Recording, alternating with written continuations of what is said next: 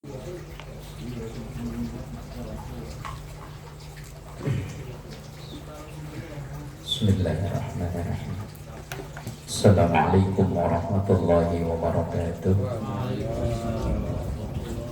Bismillah walhamdulillah wassalatu wassalamu ala rasulillah wa ala alihi wa ashabihi wa man tabi'a rusydah. La hawla wa la quwwata illa billah. Subhanaka la ilma lana illa ma 'allamtana innaka antal alimul hakim. Rabbi shrah li sadri wa yassir li amri wahlul 'uqdatam min lisani yafqahu qawli waj'al li waziran min ahli. Amma ba'du. Ila hadratin nabiyil mustafa Muhammadin sallallahu alaihi wasallam wa ala alihi wa ashabihi wa azwajihi wa dhurriyyatihi wa ali baitihi al-kiram wa jami'i ummatihi minal muslimina wal muslimat wal mu'minina wal mu'minat ayyama kanu, khususan malik hadzal kitab Asy-Syaikh Salim bin Abdullah bin Samir Al-Khadrami Asy-Syafi'i, Asy-Syaikh Al-'Allamah Muhammad Nawwal Al-Bantani Al-Jami Asy-Syafi'i bi barakatil Fatihah. A'udzu billahi minasy syaithanir rajim. Bismillahirrahmanirrahim. Alhamdulillahi rabbil alamin arrahmanir rahim maliki yaumiddin. Iyyaka na'budu wa iyyaka nasta'in ihdinas siratal mustaqim siratal ladzina an'amta 'alaihim ghairil maghdubi 'alaihim waladdallin. Amin. Bismillahirrahmanirrahim. Bahasan tentang makruhnya sholat ya, sampai wasabi'uha yang nomor 7. Kemarin bahas tentang beberapa hal yang makruh dalam sholat, diantaranya tengak-tengok, terus apa tengkrek itu apa kemarin? Tengkelek wong Jawa, apa kalak pinggang, makruh. Somong ya, masuk sholat kok merengkrek. Wasabi'uha, dan yang nomor 7 yang makruh dalam sholat, tawmidu jafnihi, memejamkan kelopak mata, merem itu makruh.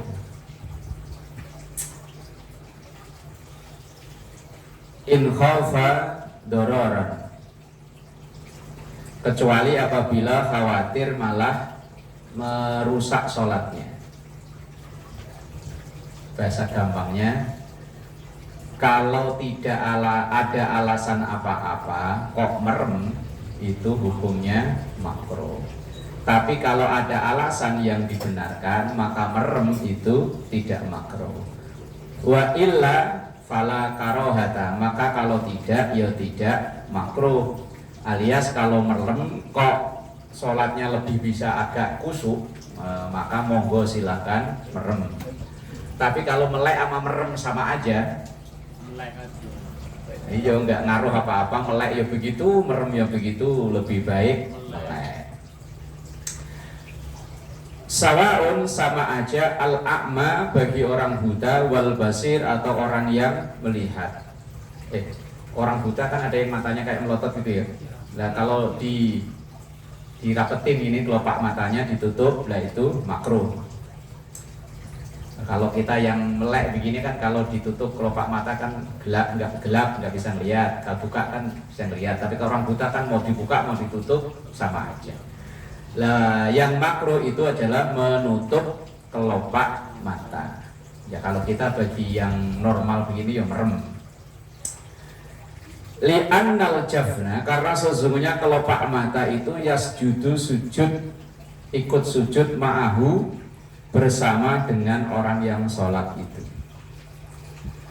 Tetapi waqad yajibu, sungguh kadang. Nah, qad, lafaz qad kalau diiringi dengan fi'il mudhari itu dimaknai terkadang. Waqad yajibu, dan terkadang wajib, idza kanal muratu sufufan, kalau kita melek tapi di depan kita ada orang yang telanjang, maka merem malah hukumi wajib. Sholat tapi di seberangnya kali, terus di kali sono banyak orang pada mandi, cuman pakai kemben, kalau nggak perlu malah ya pakai. Iya, maka kita sholat di sini nih, terus ininya kali lah, terus di kali itu banyak orang pada mandi, mandinya telanjang lagi. Maka merem itu dihukumi wajib. Ayo.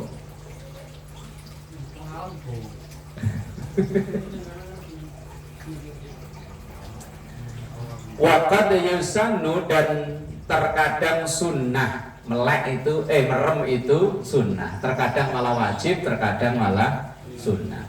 Ka'an sholat, seperti orang yang sholat ila haitin mazukin, menghadap ke dinding atau sesuatu yang bergambar. Padahal di kita Indonesia semuanya bergambar ya. Baju ada gambar, apalagi kaos api toko material ya. Hadiah toko material dipakai. Sumber sarana menyediakan toko material, bisa ngutang. Kalau bajunya ini ganti sarung ke bawah, sapir, wadimor, BHS, sarung mahal BHS. Nah itu yang belakangnya sunnah kalau merem. Ini maksudnya itu dia kalau merem kok sholatnya lebih bisa konsentrasi, maka lebih baik merem. Nah kalau kita yang pakai polos jarang ya, cuman ini yang polos, yang lain kok saya malah seneng sarungnya batik semua. Tapi kalau kita karena udah terbiasa pakai gambar-gambar biasa, tapi kalau tulisan ini, apalagi zaman dulu, zaman saya sekolah itu ada tulisan yang Dagadu Jogja. Ingat ya? Tulisannya itu bahasanya unik-unik, lucu-lucu. Malah kalau dia berdiri di depan kita kan otomatis kita ngebaca ya. Otomatis kebaca. Mulut sih nggak ngomong, cuman kan batin, hati sama pikiran kan otomatis baca. Ai munakkisin wa muzayyanin bima yuwashwishul fikra ayu khalitu, yaitu dinding yang berlukis atau bergambar yang bisa membuat was-was pikiran. Sintine tadi itulah, kalau merem sholatnya lebih khusyuk silahkan merem, tapi kalau melek kok sama merem sama aja, lebih baik melek. Bahkan kalau sholat tasbih, kalau rukuk sama sujud kok merem, bangun malah puyeng. Sujud ini kadang kalau karpetnya ini kan mata ikut ini ya, ikut merem ya. Nah, sebisa mungkin diusahakan tetap melek. Karena kalau sholat tasbih kan agak lama. Kalau sujud atau rukuk kok merem, bangun malah keliengan. Makanya lebih baik melek itu tadi. Bismillahirrahmanirrahim. Wasaminuha, dan yang nomor 8, ilsaqu adudaihi bijambaihi fi ruku'ihi wa sujudihi. Ilsaq, menempelkan, adudaihi, ini loh, apa namanya? Disebutkan ininya loh, lengan, lengan. Menempelkan dua lengannya bijambaihi, ke lambungnya, fi ruku'ihi wasujudihi, ketika rukuk dan sujud. Nah, kalau laki-laki itu sholatnya kan ini sama ini kan diusahakan jangan nempel, biar kelihatan gagahnya. Oh ya gagah, tapi jangan begini kayak wayang. Lah kalau laki-laki kok ininya ditempelkan begini, makruh, baik ketika sujud maupun rukuk. Kadang akan ada orang sujud begini, ininya sama ini nempel. Nah, itu bagi laki-laki makruh, tapi bagi perempuan enggak. Baik ketika rukuk maupun sujud, menempelkan ini bagian lengan, bener lengan namanya ya. Ini loh. Ini ke ini. Pinggang atau lambung namanya. Lambung. Nah, begini tuh. Berarti kadang ada orang sujud yang begini ya. Nah, ini makruh. Baik ketika rukuk maupun sujud, menempelkan ini lengan ke lambung sini.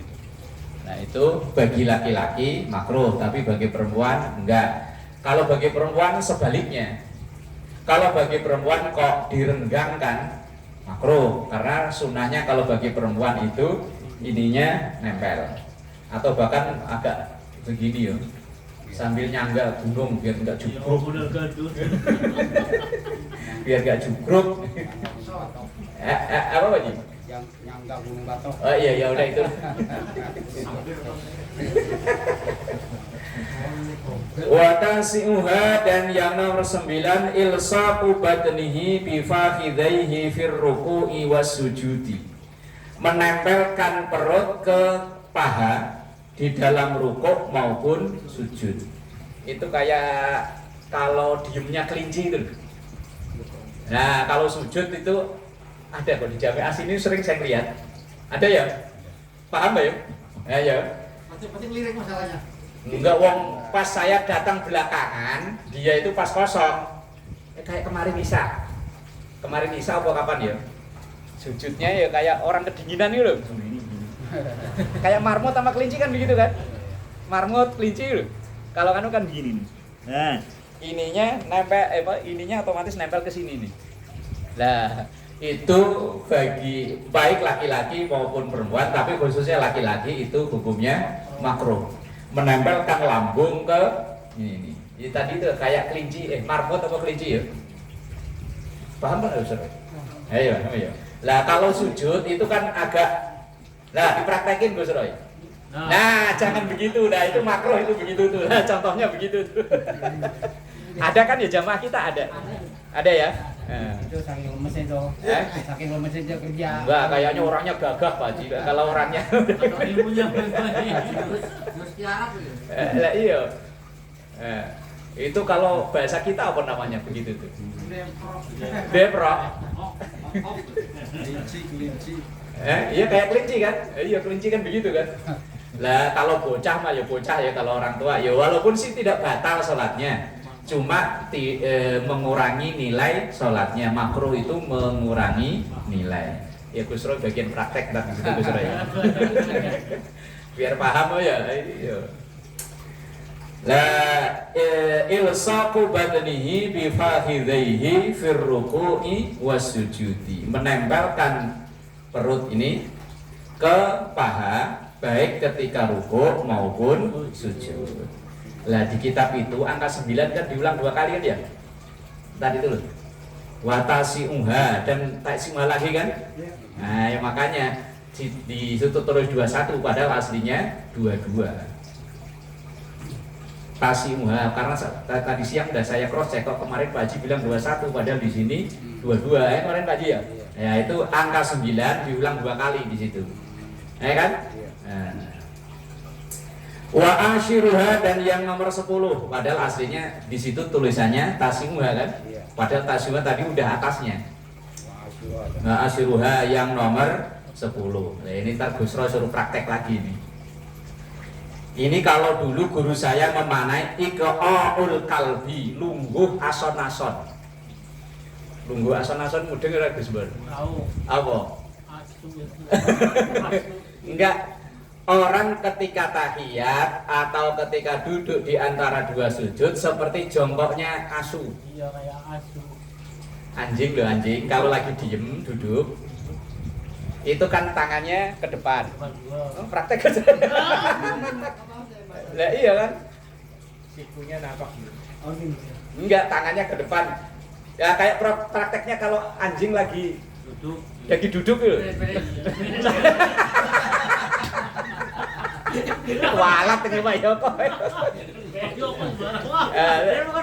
Tahu prakteknya gimana itu ya? Coba dibaca dulu itu ini dibaca dulu ya. Iya kan kayak duduknya anjing lagi jongkok. Nah itu kalau duduknya anjing kayak gini kan. Bos. Itu mah kalau lagi jalan, kalau lagi pas diem loh. Ada Pak lagi begini. Lagi diem kan tangannya apa lurus, tangan depan, yang belakang. Ini apa perlu ngambil anjing dulu buat praktek? Ya Roy, tangannya lurus, tangannya begini, tangannya jadi begitu, di paha, di paha. Nah tuh. Kayak gini iya. Iya posisi duduk kayak gitu. Posisi duduk, cuman tangannya tidak di paha tapi di tanah. Iya gitu ya. Nah ya kayak begitu loh. Nah. Ya, nggak boleh, ya bukan nggak boleh, makro. Ya itu saya juga belum pernah lihat. Kalau yang tadi itu sering lihat itu. Ya, cuman kalau seandainya ada yang seperti itu makruh. Ini keterangannya di situ. Wa huwa ilsaqu al-yataihi bil ardi, yaitu menempelkan dua pantat. Al-yataihi itu pantat lagi. Bil ardi ke bumi, berarti kakinya ngedep kanan kayak kiri begini loh. Tapi susah loh malah ini. Nah begini loh. Nah ini kaki kanan kiri kan, ini susah malah begini. Ya terus tangannya itu enggak di ini, tapi di lantai, malah susah, sakit. Yang huruf W itu. Lah iya kan? Ya tapi pantat ya tadi. Nah, aliyataihi itu pantatnya nempel ke, kalau duduk kan pantat kita kan ditopang sama kaki, telapak kaki. Lah ini pantatnya langsung nempel di lantai. Wa nasbu saqaihi, dan betisnya agak ke atas. Oh, berarti begini ya. Tapi ini nempel, wah ya susah malah. Sakit. Deprok ya. Wa wada'u yadayhi alal ardi, dan meletakkan dua tangannya di lantai. Kalau kita kan kalau duduk dalam sholat, tangan kita itu kan di paha di sini kan, tidak di lantai. Kalau itu di lantai, ya hampir mirip tadi yang dicontohin Gus Roy tadi ya. Kayaknya kalau ini Deprok ya, yo gampangnya deprok. Nah, begitu persis Ustaz. Ya enggak, maksudnya besok kalau ngajar anak-anak kan prakteknya begitu kan ya. Iya tuh. Saya malah tadi nyobain sakit ini, Bang. Kalau sakit penyakitan, kalau enggak berarti enggak. Kalau enggak gedean. Dokter kayak gitu kalau dulu kayak gitu penyakit. Oh, bisa ngebor, perutnya ganjel gitu. Penyakitan lu. Gus Roy bisa, lah tangannya tidak di atas paha tapi di lantai. Nah itu yang kalau dulu di kampung-kampung kalau mana lungguh ason-ason. Ngomong sami manane. Apa gue? Lungguh asu-asu. Oh iya, asu-asu. Lah iya lungguh asu-asu. Ya kayak deproknya anjing kan begitu ya. Wa hadza ahadu nau'il iqa'i, dan ini salah satu dari dua macam duduk jongkok. Wa nau'ul akhar, sementara model yang lain, wa ayyadha atrafa asabi'i rijlaihi wa rukbataihi alal ardi. Nah, kalau yang ini malah boleh duduk dengan meletakkan ujung jari kaki menjadi tumpuan pantat. Tadi kan begini ya. Oh, kayak sinden. Ah, yang begini nih. Iya, kayak sinden. Iya. Pantatnya diganjel sama Iya kan? tumit. Bukan kayak sinden bor gini loh, Bor. Pantat diganjel sama tumit. Ya, Gus Roy praktek Gus Roy. Tumit. Iya, sinden. Nah, gitu loh Sinden kayak duduknya kayak gitu sinden. kayak gitu emang. Iya. Oh. Cuman Cina ya ada kliknya, Nah, ya begitu tuh. Ya kayak Gus Roy itu. Wahada, nah justru malah duduk yang seperti itu sunnatun fi kulli julusin, bahkan hukumnya sunnah di setiap duduk. Ya kubulu harakatun, yang duduk itu setelah duduk model itu ada gerakan lagi, berarti duduk di antara dua sujud sama duduk tahiyat awal. Berarti ada pilihan, apakah iftirash. Iftirosh itu kan yang kaki kiri kita dudukin, terus ini begini, ini kan iftirosh namanya. Atau kalau nggak bisa begini, ya tadi tuh kayak Gus Roy tadi. namanya apa? Namanya apa namanya ya tuh? Kalau iftirosh itu kan satu yang kaki kiri kita dudukin ini kayak orang tahiyat awal, itu namanya iftirosh. Lah duduk yang di tahiyat awal atau duduk di antara dua sujud itu pilihannya dua.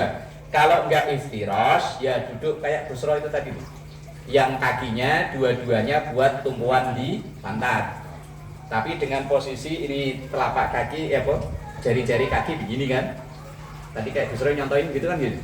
Nah, ya begitu tuh. Terakhir begitu. Nah, kalau saudara-saudara kita yang orang-orang salafi, biasanya kalau dia sholat yang enggak ada tahiyat awal, walaupun tahiyat akhir dia duduknya begitu. Ya, kalau Subuh, terus sholat sunnah. Nah itu dia walaupun tahiyat akhir, duduknya pakai duduk iftirash. Kalau enggak iftirash ya kayak tadi, kalau yang itu apa namanya ya? Jawa kita ada Pak. Kita betul ada. Dari dua mau terakhir. Itu semua. Padahal kalau ngikutin aturannya, kalau di kita, kalau yang awal sama duduk di antara dua sujud itu pakai iftirash. Iftirash itu kayak gini nih, kaki kiri didudukin. Nah ini iftirash namanya. Lah kalau tahiyat akhir namanya kan tawarruk. Yang begini kan, kaki kiri dimasukin ke kaki kanan. Ini tawarruk. Lah kalau saudara kita yang salafi itu dia kalau sholat yang tidak ada tahiyat awalnya, subuh, pokoknya yang subuh terus sholat sunnah semuanya Jumat dan lain-lain, walaupun tahiyat akhir dia duduknya pakai duduk iftirash. Ya kalau semuanya iftirash enggak tahu saya. Ya mungkin dia nemu kitab lagi lain enggak tahu ya. Ada ya, saya belum perhatiin yang itu. Kalau yang duduk kayak kelinci tadi memang pas perang lihat. Belum lama lah pokoknya pas saya terlambat dia itu pas duduk ya apa sujudnya kayak begitu tadi. Lah kalau yang ikutin sunnahnya di kita mazhab Syafi'i, iftirash itu duduk yang setelahnya masih ada gerakan. Berarti kan tahiyat awal sama duduk di antara dua sujud, atau duduk istirahat setelah rakaat pertama untuk rakaat kedua. Lah kalau untuk tahiyat akhir duduknya tawarruk, tapi yang dipakai oleh saudara kita yang salafi semuanya asal itu enggak ada tahiyat awal dia duduknya iftirash walaupun itu tahiyat akhir. Makanya kalau lihat saudara kita yang salafi kalau sholat qobliyah, ba'diyah itu duduknya iftirash semua walaupun dia itu sudah tahiyat akhir. Subuh ya begitu, Jumat ya begitu. Makanya kita ngaji jangan ngikutin dia antar. Lah kita kan punya patokan sendiri. Dia juga patokan sendiri Pak. Lah dia ya suka-suka dia. Ngaji dia romanya bagus banget kita ngikutin. Lima sahha fi'luhu anin Nabi sallallahu alaihi wasallam, karena ini sah benar yang dilakukan oleh Nabi sallallahu alaihi wasallam. Lakin akan tetapi al-iftirashu, duduk iftirash yang kaki kiri didudukin itu afdalun minhu, lebih baik dari duduk yang model itu tadi. Li'annahu, karena sesungguhnya duduk iftirash itu al-aksaru, yang lebih banyak dipraktekkan, dipakai, al-ashhuru, dan yang lebih terkenal, lebih masyhur. Jadi duduk dalam sholat kan ada macam-macam tadi. Ada yang sesuai sunnah, ada yang makruh, makruh yang lungguh asu-asu dari ason-ason kalau orang dulu maknanya. Ya kayak apa deproknya asu. Ya, ternyata asu bisa jadi pelajaran ya. Kalau kurang jelas harus ngundang asu taruh di sini. Buat praktek, su duduk su. Nah, itu yang nomor 10. Nah iya, makanya tangga yang 9 kan dibilang 2 kali, itu masalahnya Pak. Wahadi asyaraha, dan yang nomor 11.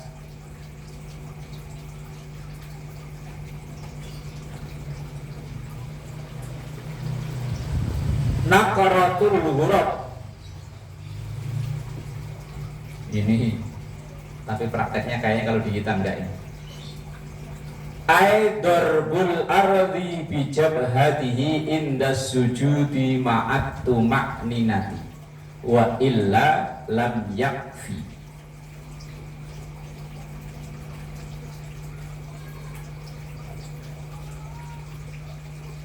Apa itu ya? Kalau sujud agak dikecengin sehingga debunya itu ngebul. Kalau kita kan sekarang udah nggak ada debu. Lah kalau dulu kan apa namanya di pasir kan sujudnya. Yang sujudnya itu diusap-usap. Ya, debunya ngebul, kalau debunya ngidul jidatnya ireng. Ternyata malah makruh ya. Yaitu darbul ardi, memukul bumi, bijabhataihi dengan jidatnya. Berarti kan dua bluk gitu ya. Dijedotin ya, dijedotin. Dijedotin. Oh iya, dijedotin. Kalau dijedotin enggak ini ya pokoknya usek-usek. Biar cepet ireng. Ditekan didorong. Tapi ditekan kalau sajadahnya kayak ini nggak bakalan ireng lagi. Ini yang ini loh. Lah iya kan? Kecuali karena yang hijau zaman dulu, yang lebar itu. Wah, itu panas itu. Saya pernah nyoba. Nggak nyampe sebulan itu saya ngaca udah mulai ada tanda loh. Ya udah ada tanda ini loh. Dulu kan ada yang lebar. Kalau di kita dulu punya warna merah ya. Nah, yang los, panjang, polos, itu panas banget itu. Kalau cepat pakai sensor. Ketok. Pakai tuan, pakai kemiri gini-gini. Cepet itu. Apalagi sujudnya agak telosor nih. Los. Mantan lemas jadi Langsung enggak lama ireng. Bangko. Belum bangko. Wong saya udah pernah nyoba itu, seingat saya itu nggak nyampe sebulan, Bro. Pas ngaca, wah udah ada tanda. Ternyata gampang kalau pengen punya jidat ireng nih. Tapi kalau sajadahnya kayak yang ini nih, mau busek kayak apa, nggak bakalan kayak yang baju. Ya kecuali pakai spidol permanen nih. Kalau enggak ya pakai angus apa-apa. Kali kalau ini ngalah sejadahnya kali. Kalau dia gosok-gosok sejadahnya ngalah. Lah yang nomor 11 di sini yaitu apa ya? Kalau bahasa gampangnya itu berlebihan dalam sujud. Terlalu cepat, tumak ninahnya nggak kepegang, kemarin yo nggak boleh. Berlebihan yo nggak boleh. Berarti yo wis sedeng-sedeng aja standar. Nggak terlalu pakai stroke. Itu saya masih ingat itu waktu di Kesemek masih di Cilincing. Itu kecilnya si Wawa. Kecilnya Wawa itu kan persis kayak Apin, nggak mau diem. Lari sono, lari sini. Ada orang yang sujudnya keinjek lehernya, Pak. Pas saya di belakangnya lagi. Dia langsung bangun, mungkin ini bocah dilihatin anaknya siapa. Wawa itu dulu kecil kan badannya gemuk. Gemuk, pakaiannya kayak cowok, nggak mau pakai rok, nggak mau. Lah kalau ada orang sholat dia tuh lari muter aja. Lah kalau ada yang sujud kok melebihi baris kan ya keinjek, lehernya keinjek. Ya itu saat biar kata minasari sujud. Lah Jangan sujud kalau simahum fi wujuhihim min atharis sujud. Terlihat tanda di wajah mereka bekasnya sujud. Bekas sujud itu bukan jidat ireng. Pengertian dia begitu. Iyalah kalau bekas sujud kok jidat ireng ini betah gampangnya. Maksudnya itu ini kan bahasa-bahasa kiasan bahwa orang kalau sering sujud itu yo nggak jauh dari sifat sombong. Nah yo wong pala ini kan badan yang anggota badan paling dihormati. Ini kan yang paling dihormati ya. Kita ketemu orang ditepuk pundak nggak marah, ditepuk badan nggak marah. Coba kok tiba-tiba kok ketemu orang pegang pala, wah langsung apa lu? Iya. Lah tapi ketika sujud ini disuruh meletakkan sejajar dengan lutut, sejajar dengan telapak kaki. Itu maksudnya simahum fi wujuhihim min atharis sujud. Bahwa di wajah mereka itu ada tanda bekas sujud. Bukan kok bekas sujud itu terus ireng. Wong Feihung ya ireng. Kalau Wong Feihung enggak ireng aja. Yang balak nem ya. Total ya. Saulin. Anak buahnya Pak Yoko ya. Memang beda-beda Tuhan.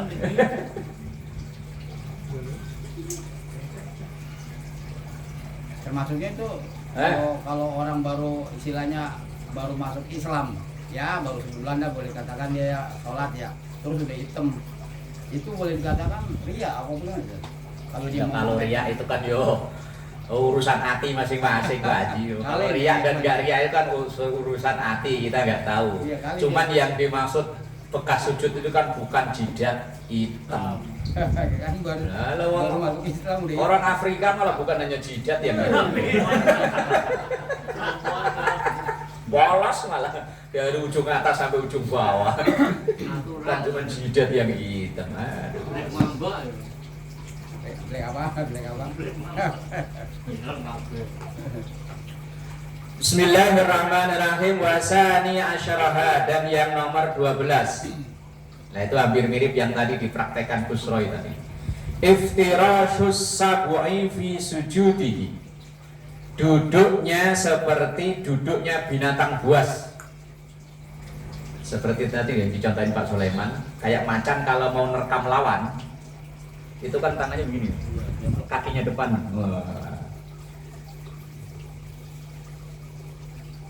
Dalam sujudnya tadi itu begini. Ini artinya dia apa itu dia? Bilangin Pak Yoko. Pak, bicara dia. Yaitu bi'ayya doa bira'aihi, dengan meletakkan ini nih. Iya, ininya Nih, deprok gini. Deprok. Iya. Kalau tadi kan yang dibahas ini sampai ini. Iya. Kalau ini ininya nih. Lengan ya, lengan. Kan juga iya deprok lah. Ya. Kalau ngimami enggak boleh ya? Kalau ngimami Makruh Pak Yoko. nah, gitu. Ya, tangannya tuh. Iya.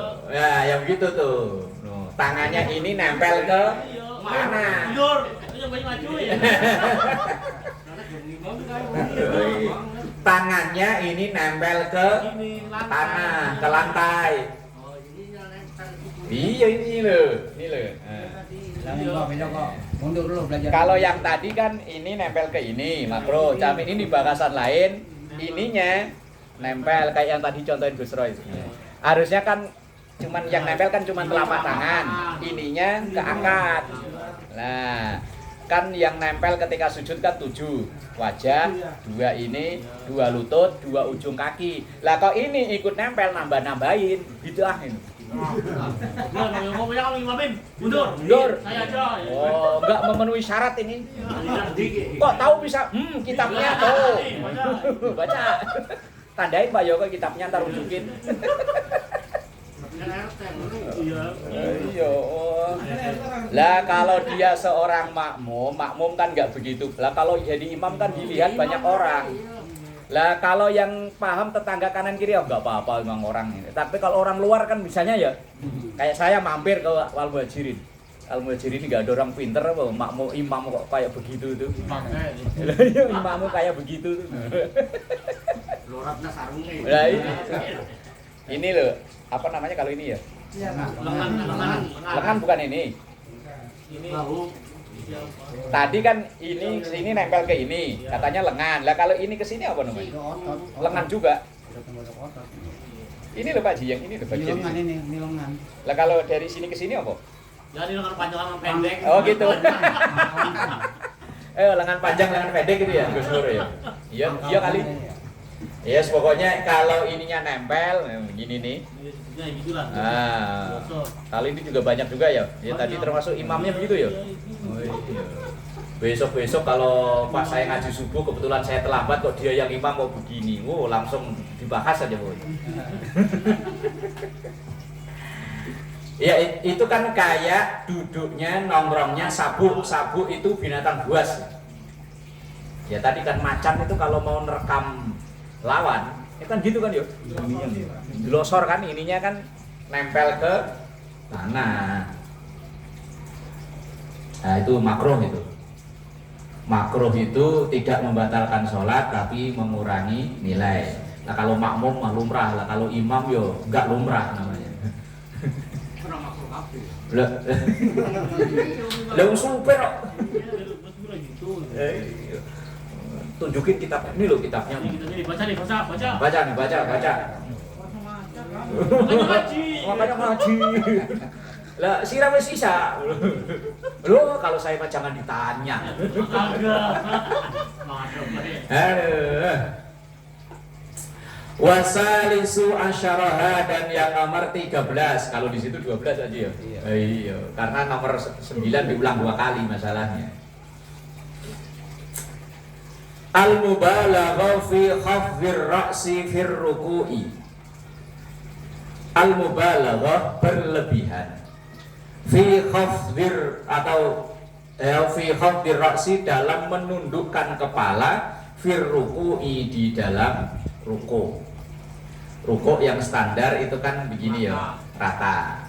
Tapi kalau sampai begini berlebihan, menundukkan kepalanya berlebihan, melebihi standar itu Ada yang gitu. ada ya. Soalnya dia bukan pegang dengkul, pegangan ginian. Pegang yang bawah yo. Iya. Nah, iya makanya sampai berlebihan begini loh, kena makro. Sampai kayak melihat sujud gini. Ambil ya, kalau orangnya jangkung mungkin sampai pagi ya. Iya. Lah kalau Gus Gembor Bang, perutnya ganjil nggak bisa Pak dia. Saya nggak bisa Pak. Oh. Enggak, coba dia pegang tumit, pegang sini nih. Nggak bisa Pak Ji, ganjil perutnya ya ganjil Pak Ji. Berarti ada hikmahnya itu perutnya begitu. Pegang ini kan ginian. Terhindar dari makruh ketika rukuk. Ya kan?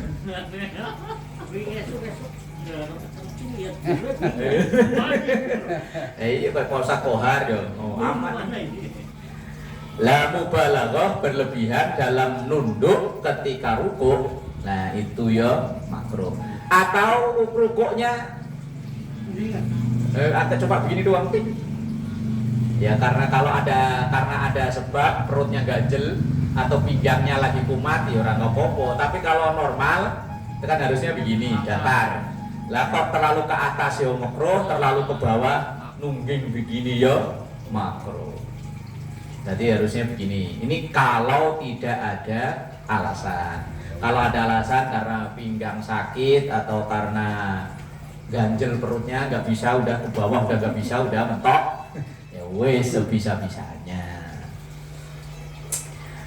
Warabi'u asyaraha.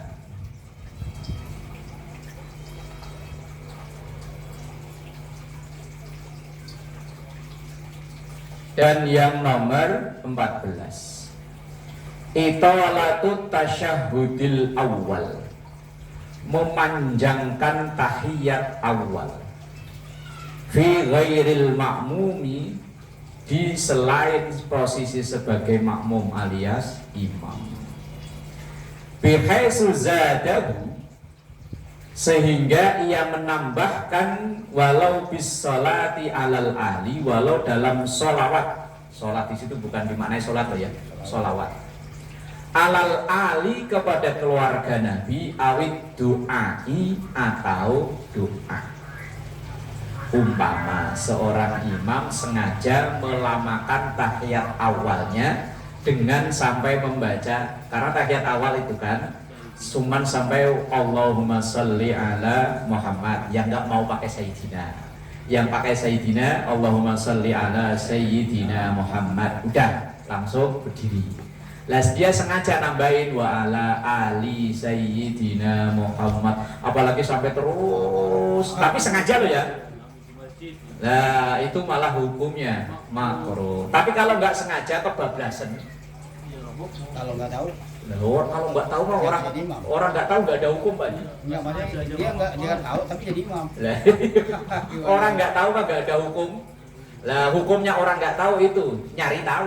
Iya, makanya yang jadi imam, itu jadi imam kita. Saya pernah di belakang dia imam, saya di belakangnya. Itu tahiyat pertama, Allahumma sholli ala sayyidina Muhammad. Wah, ini bisa assalamualaikum ini. Ya kalau dia sengaja makruh.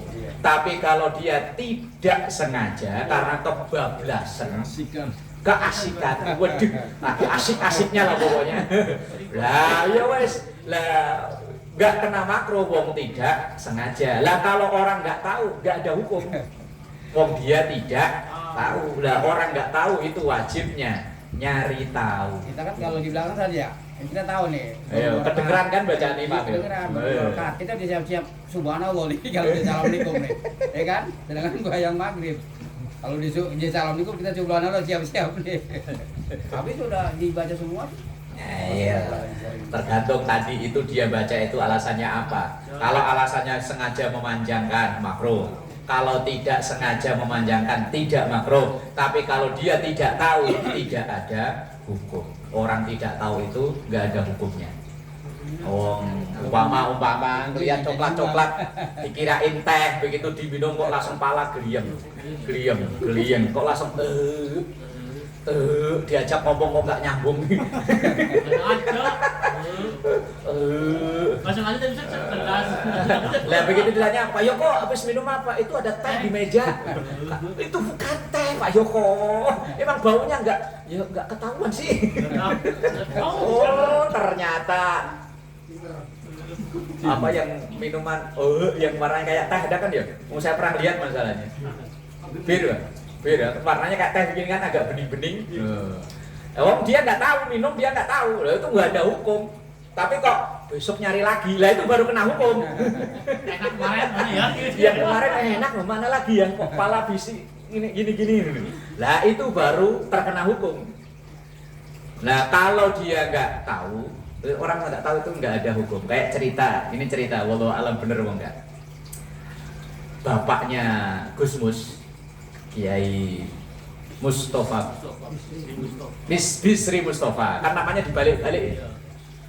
Namanya Kiai Bisri Mustafa.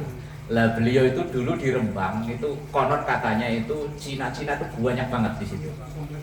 Komplek Cina, Mas RT kebetulan mertua orang situ ya. Lah itu dia itu punya teman akrab banget, sering ledek-ledekan katanya. Lah suatu hari Kiai Bisri itu diundang makan di rumahnya Cina itu. Yo bentuknya sate tongseng. Makan nambah Pak, ceritanya Pak, enak. Oh enak. Nambah lagi Pak, siap. Iya apa namanya lah. Pokoknya selesai makan udah kenyang Pak Kiai, kenyang, enak. Tahu nggak Pak Kiai itu daging apa? Nggak tahu. Daging babi. Alhamdulillah. Loh kok alhamdulillah gimana? Coba kalau seandainya saya itu tadi tahu itu daging babi, haram bagi saya. Tapi karena saya nggak tahu, nggak ada hukum bagi saya. Kata si Cina, wah, kalah sama orang pinter, emang kalah saya. Maksudnya mau jebak dia loh, biar maunya dimuntahin apa gimana, ternyata malah bilang alhamdulillah. Wong orang nggak tahu itu nggak ada hukum. Lah begitu dia udah dikasih tahu, masih ada sisa nggak? Sini. Nah itu yang haram. Lah umpama Pak Haji besok kok diundang sama Pak Haji apa siapa gitu Pak Haji ya, atau dianterin ke rumah Pak Haji ya. Assalamualaikum. Ini sop iga. Begitu udah dimakan kok rasanya agak anget-anget ya Pak Haji ya. Nah begitu besok harinya lain hari, Pak Haji kemarin masakan saya enak. Oh enak. Tahu gitu Pak Haji kan daging apa? Tahu. Daging nggak ada hukum, orang nggak tahu itu nggak ada hukum. Lah makanya waktu ngaji kemarin kan orang tahu sama nggak tahu enakan mana? Nggak tahu. Enakan nggak tahu. Tapi mulutnya habis ngomong daging apa itu? Daging anjing. Enak nggak? Enak. Ada lagi nggak? Nah itu yang haram itu yang ada lagi nggak itu. Kalau dia yang sudah dimakan udah terlanjur ya wes. Tapi kalau cuma nanya ada lagi nggak tapi nggak makan. Lah ya yang ada lagi nggak maksudnya kan minta lagi. Oh, enak ini. Makanya orang tidak tahu itu nggak ada hukum apa-apa. Lah kalau dia sengaja makruh, kalau nggak sengaja nggak makruh. Tadi katanya Mas Budi katanya keasikan. Saking asiknya loh. Nah, nggak ada hukum apa-apa. Tapi kalau menyengaja, saya tuh ya sering tahiyat awal itu kebablasan sampai inna kami itu masjid itu masih tahiyat awal lah. Kadang ya lapas ngimami, kadang ya pas sendirian. Ya iya lupa. Orang nggak sengaja itu nggak ada hukum. Amma idza lam yazidhu fala karahata. Adapun kalau dia nggak nambah apa-apa ya tidak makruh. Alias karena nggak sengaja, ya tadi itu karena keasikan fala karahata maka tidak makruh. Nah tadi itu dalam hukum fikih itu ada sengaja, tidak sengaja dan tidak tahu. Sholat asar kalau sengaja 3 rakaat batal berarti ya. Sholat isya kalau sengaja 5 rakaat batal. Tapi nggak sengaja dan dia nggak sengaja terus nggak ada yang ngingetin, ya ora apa-apa. Ayo, ora apa-apa. Kalau kecuali kalau sengaja udah capek ya, 3 aja udah ada. Lah. Batal. Itu hukum, makanya hukum fikih itu tidak titik. Hukum fikih itu koma. Kalau hukum tauhid, titik, Allah satu, titik, udah nggak ada koma-komaan lagi. Nabi Muhammad utusan Allah, titik, nggak ada koma-komaan lagi. Tapi kalau sholat asar 4 rakaat masih koma kok. Belum tentu bagi orang yang musafir boleh qashar jadi 2. Puasa Ramadan wajib belum tentu. Wanita haid, wanita nifas, orang sakit, orang lanjut usia nggak wajib puasa Ramadan. Nah, iya, makanya hukum fikih itu koma. Maka masih ada. Kalau dalam bahasa ngaji ilmu kaidah-kaidah dasar fikih itu namanya istisna. Setiap hukum fikih itu 99,999% ada istisna. Istisna itu pengecualian. Sholat 5 waktu wajib kecuali yang tidak memenuhi syarat. Wanita haid, wanita nifas tidak wajib sholat.